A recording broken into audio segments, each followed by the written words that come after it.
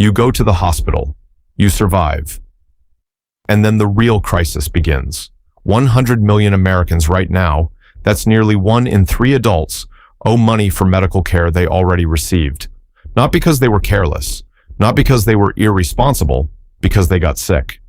66.5% of all bankruptcies in the United States are caused directly by medical expenses. 530,000 families, every single year, gone.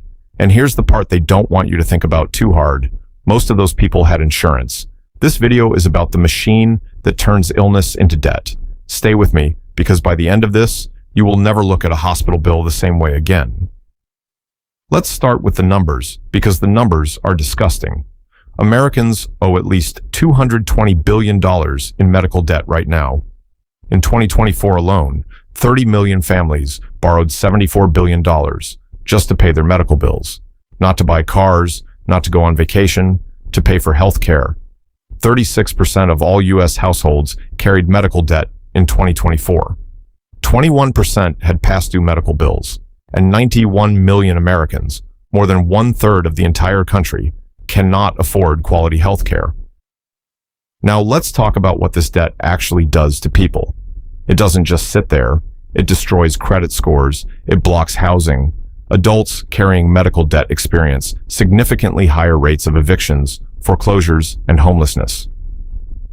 A 2024 study published in JAMA Network Open found that counties with higher medical debt reported more days of poor physical and mental health and higher mortality rates. Let that sink in. The debt from getting sick is literally killing people. And over 1 in 5 adults over the age of 65 carry debt from their own or a loved one's medical expenses. The average couple that retires at 65 can expect to spend $275,000 in medical bills for the rest of their lives. Retirement and medical bankruptcy. That's America.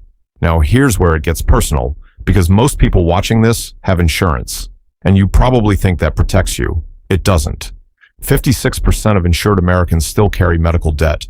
23% of working-age adults who had consistent insurance coverage in 2024 were classified as underinsured, meaning their coverage was so inadequate they couldn't actually afford the care they needed. The average health insurance deductible in 2025 was $1,886.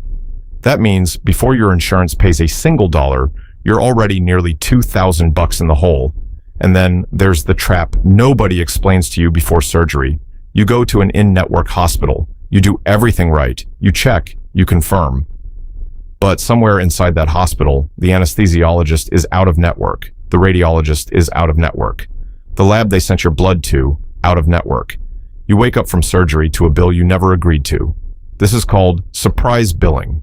And 21% of insured adults received a surprise bill last year. A federal law called the No Surprises Act was supposed to fix this in 2022. And it helped.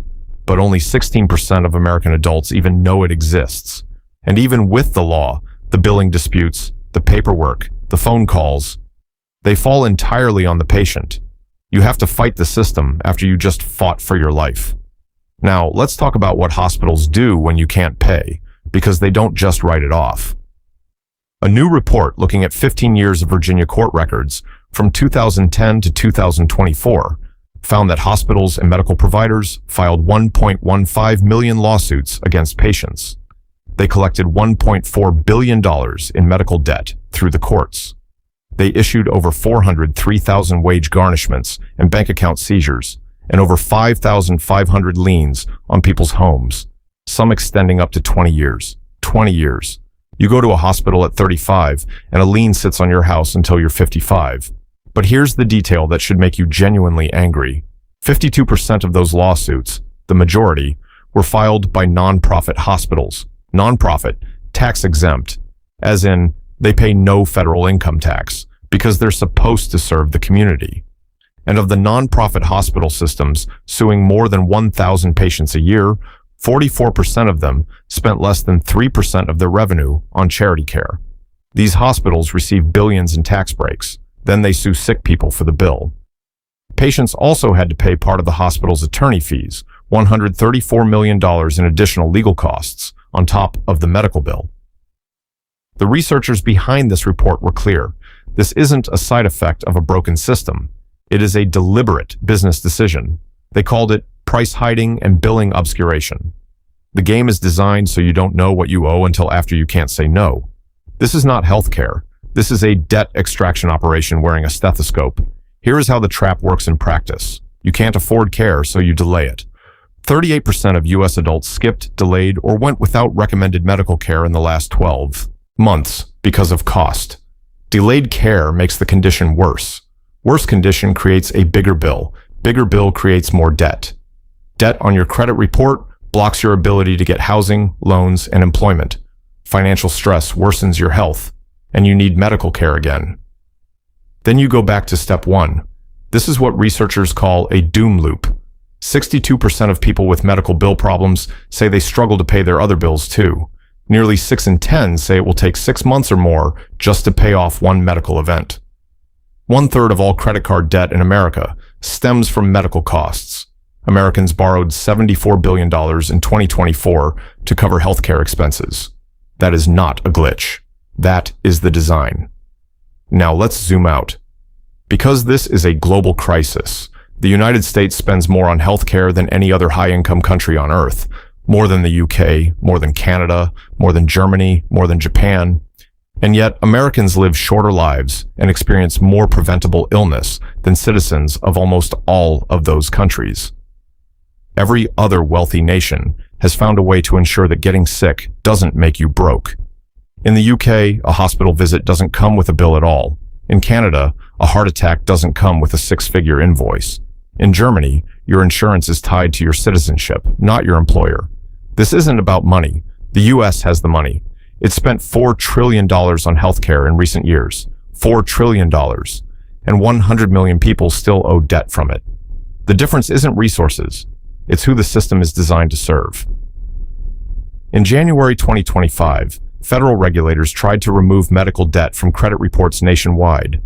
It would have helped 15 million Americans and lifted credit scores by an average of 20 points. The rule was struck down by a court 6 months later.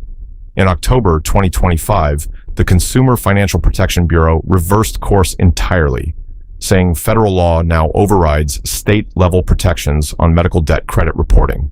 So if your state passed a law to protect you, that protection may now be gone.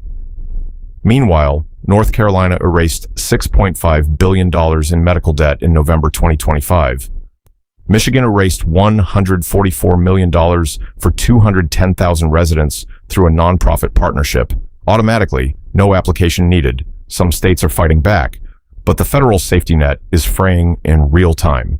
Here is what I need you to understand about this system. Medical debt is not a personal failure.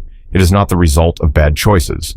It is the predictable output of a system that decided long ago that healthcare is a commodity to be sold, not a right to be guaranteed. 530,000 families every year bankrupt, not from laziness, not from spending recklessly, from getting sick in a country that charges you for surviving. If this video opened your eyes, share it, because the people who built this system are counting on you not understanding it. Comment below. Have you or someone you know been hit by medical debt? I want to hear it. And subscribe because there is a lot more they don't want you to know.